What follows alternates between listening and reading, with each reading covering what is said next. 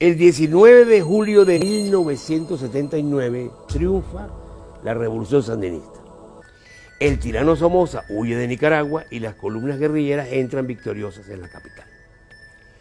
Mientras el pueblo celebra el fin de la dictadura, en Washington, el gobierno estadounidense convoca a los exilados no sandinistas a reuniones en el Departamento de Estado con el fin de organizar la oposición política al nuevo gobierno.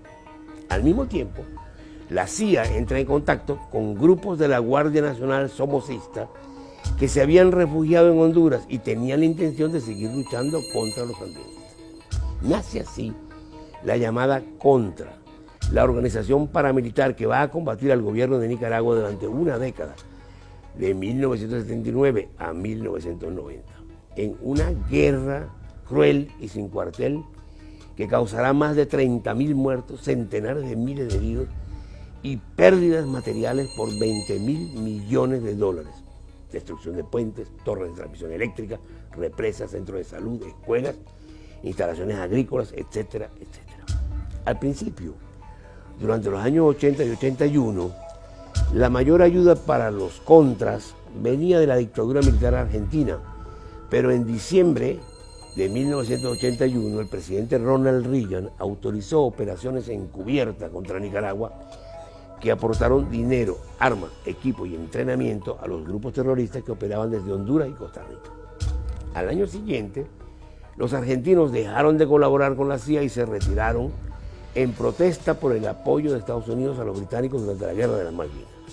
La Contra, compuesta por varios grupos donde era dominante el FDN, Fuerza Democrática de Nicaragua, reconocía como jefe político a su fundador, Adolfo Calero, quien durante la dictadura había sido informante de la CIA y director de la Coca-Cola. Como jefe militar principal, reconocían al ex coronel de la Guardia Nacional, el torturador Enrique Bermúdez Varela. En febrero de 1984, la CIA procedió a minar los principales puertos de Nicaragua con el propósito, según decían, de impedir la llegada de armamento cubano al país. Esta acción, en contravención de todas las leyes internacionales, provocó repudio internacional y fue calificada de terrorismo de la peor clase por el Congreso de los Estados Unidos, que no había autorizado tales actividades. Como consecuencia, el Congreso norteamericano prohibirá a Reagan entregar armas a la Contra. La prohibición de usar fondos federales para armar a la contrarrevolución nicaragüense llevará a la CIA y a los servicios especiales del Pentágono a poner en marcha lo que terminará llamándose el Irán Contras, una operación de venta de armas a Irán para usar el dinero obtenido, unos 47 millones de dólares, en compra de armamento y equipo para la contrarrevolución nicaragüense. En total, desde el 82 al 90, los Estados Unidos gastaron en el apoyo a la contra nicaragüense más de 300 millones de dólares, mientras bloqueaban y presionaban al gobierno sandinista, impidiendo la ayuda de otros países y de organismos e instituciones internacionales. No solo el pueblo nicaragüense resultó gravemente perjudicado por el Irán Contra. Parte del dinero entregado a los mercenarios fue usado con la ayuda de la CIA para enviar cocaína desde Colombia y México a los Estados Unidos por un beneficio de más de 1.000 millones de dólares, dando origen a la epidemia del crack o piedra que devastó las ciudades norteamericanas. Se llegaron a vender 3 millones de dólares de crack en un solo día. Entre el 84 y el 87, los incidentes y muertes relacionadas con la cocaína se cuadruplicaron en los Estados Unidos. En el transporte aéreo de armas a la contra y en el envío de cocaína a los Estados Unidos fueron claves dos personajes siniestros, cubanos de la CIA, que manejaban el aeropuerto de Ilopango en El Salvador.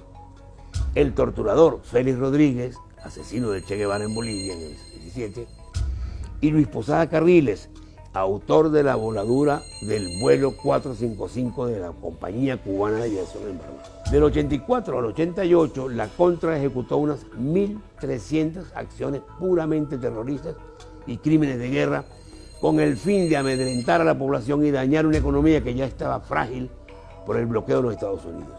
Torturas, ejecuciones, degüellos, decapitaciones, saqueos, quema, envenenamiento de cosechas, violaciones y destrucción de infraestructura eran su moneda corriente.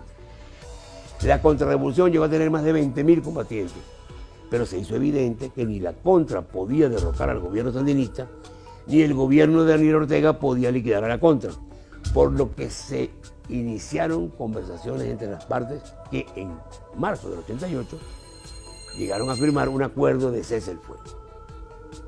El 25 de febrero del 90 se celebraron elecciones presidenciales en Nicaragua que dieron la victoria a Violeta Chamorro, candidata de la derecha opositora que estaba agrupada en la Unión Nacional Opositora, UNO, que ganó con el 54% de los votos, mientras que el FSLN, el Frente Sandinista de Liberación Nacional, quedó con 40%. Con la participación del expresidente Jimmy Carter y representantes de la ONU y la OEA, se acordó el desarme de la Contra y la reducción del tamaño del ejército que quedaba bajo control sandinista. Siguieron 16 años de gobiernos neoliberales y conservadores marcados por la corrupción, hasta que en las elecciones de noviembre del 2006 triunfa Daniel Ortega y los sandinistas regresan al poder.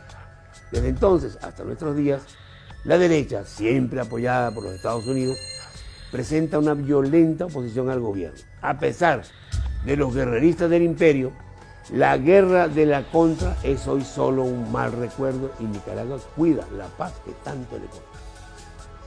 Preservar la paz en Nicaragua no es solo tarea de los nicaragüenses. Preservar la paz en Nicaragua, en toda América Latina y el Caribe, es tarea de todos. Y la pregunta es, ¿lo lograremos? Ese es hoy uno de los más cruciales misterios de la historia.